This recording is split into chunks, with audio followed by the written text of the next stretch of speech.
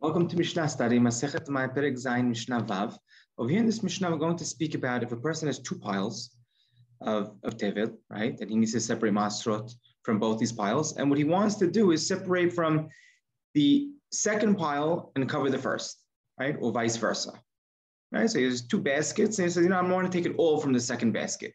Can he do so? Could he change his mind? That's what we're going to speak about in our Mishnah. היו לפניו שתי כלכלות של תבל, ואמר, מעשרות זו בזו, הראשונה מעושרת. של זו בזו ושל זו בזו, הראשונה מעושרת.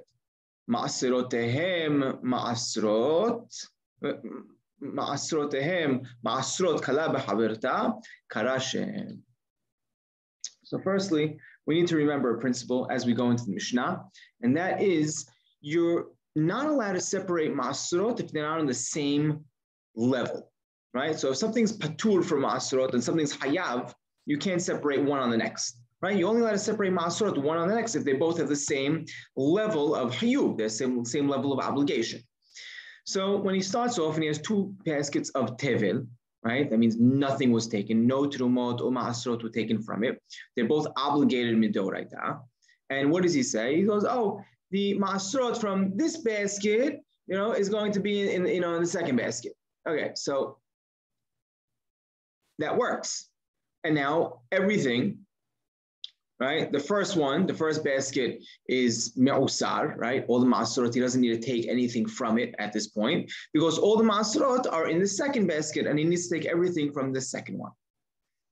Okay, but what if he says, shel zo bazo v'shel zo bazo? He says them both. The first one's going to be in the second basket, and the second one is going to be in the first basket. Okay, here's the issue. Once you say the first one will be in the second basket, okay, now the first one becomes patur because the Masrot are in the second basket.